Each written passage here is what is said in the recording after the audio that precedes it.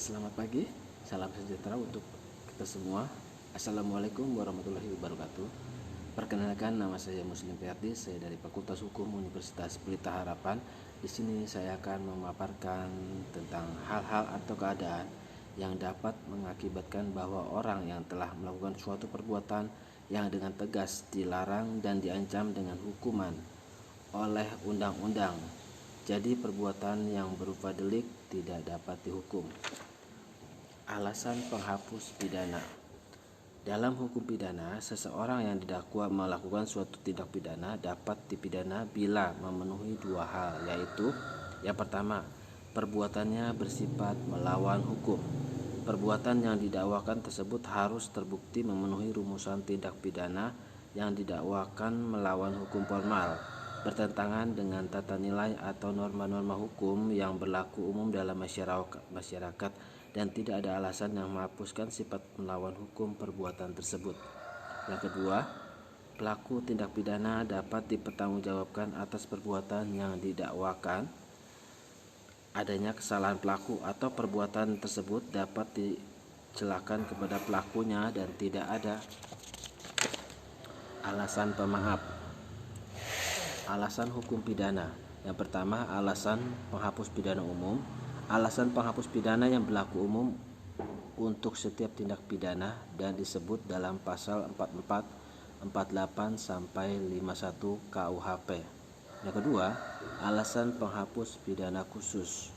Alasan penghapus pidana yang berlaku hanya untuk tindak pidana tertentu, misalnya pasal 122, 221 ayat 2, 261, 310 dan 367 ayat 1 KUHP. Jenis-jenis alasan penghapus pidana sesuai dengan ajaran Dadar Staples.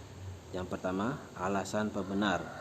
Alasan yang menghapuskan sifat melawan hukumnya perbuatan berkaitan dengan tindak pidana di common law sistem berkaitan dengan actus reus. Yang kedua, alasan pemaaf. Alasan yang menghapuskan kesalahan pelaku tindak pidana berkaitan dengan kulpabilitas. Alasan pembenar dalam KUHP. Yang pertama, keadaan darurat.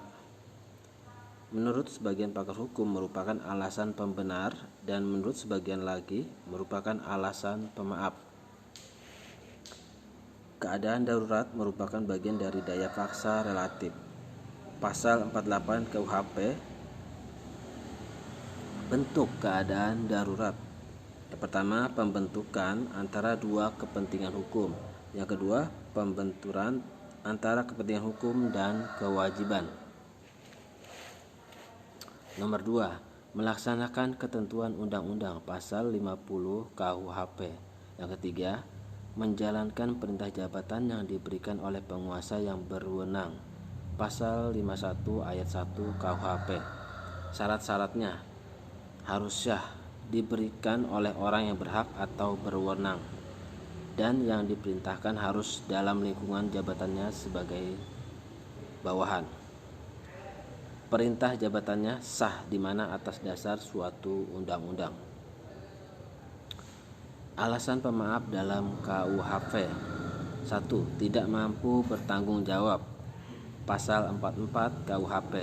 Dalam memori pantolecting yang dimaksud tidak mampu bertanggung jawab yang A, dalam hal ia tidak ada kebebasan untuk memilih antara berbuat dan tak berbuat mengenai apa yang dilarang atau diperintahkan undang-undang. Yang B, dalam hal ia ada dalam suatu keadaan yang sedemikian rupa sehingga tidak dapat menginsafi bahwa perbuatannya bertentangan dengan hukum dan tidak dapat menentukan akibat dari perbuatannya. Nomor 2, daya paksa. Yang A, pasal 48 KUHP. Dalam arti sempit yaitu daya paksa yang merupakan dasar pemaaf. Dalam arti luas yaitu keadaan darurat yang merupakan dasar pembenar karena tidak ada unsur kejiwaannya. Yang B, KUHP tidak menjelaskan pengertian daya paksa, namun dalam memori penjelasan dilukiskan sebagai setiap kekuatan, paksaan atau tekanan yang dapat ditahan. Yang C, Daya kekuatan dan dorongan ini memaksa seseorang melakukan suatu delik sehingga disebut daya paksa. D. Paksaannya tidak boleh bersifat absolut, tetapi harus bersifat relatif. Bila paksaannya absolut, maka orang itu tidak dapat dimintai pertanggungjawaban karena ia hanya menjadi sarana atau alat dari orang yang memberi dorongan. Yang tiga, pembelaan terhadap yang melampaui batas. Yang A, pasal 49 ayat 2 KUHP. Yang B, pembelaan terpaksa yang melampaui batas. Merupakan pembelaan terpaksa juga, namun karena serangan tersebut menimbulkan goncangan jiwa yang hebat, maka pembelaan tersebut menjadi berlebihan. Yang C, syaratnya kelampauan batas pembelaan yang diperlukan. Pembelaan dilakukan sebagai akibat langsung dan goncangan jiwa yang hebat. Kegoncangan jiwa yang hebat itu disebabkan oleh serangan. D, melaksanakan perintah jabatan. Alasan hapusnya menjalankan pidana. Pertama, dalam KUHP matinya terdakwa, pasal 83. Kadaluarsa, pasal 8485. Yang kedua, di luar KUHP, amnesti dan grasi. Alasan penghapus pidana di luar KUHP. Yang pertama, hak mendidik dari orang tua. Yang kedua, izin dari orang yang dirugikan. Yang ketiga, hak jabatan dari dokter atau dokter gigi. Yang keempat, mewakili urusan orang lain. Yang kelima, tidak adanya melawan hukum material. Yang keenam, tidak adanya kesalahan sama sekali. Selanjutnya, teori hukum pidana biasanya alasan-alasan yang menghapuskan pidana dibedakan menjadi: yang pertama, alasan pembenar. Alasan yang menghapuskan sifat melawan hukumnya perbuatan sehingga apa yang dilakukan oleh terdakwa lalu menjadi perbuatan yang patut dan benar. Yang kedua, alasan pemaaf.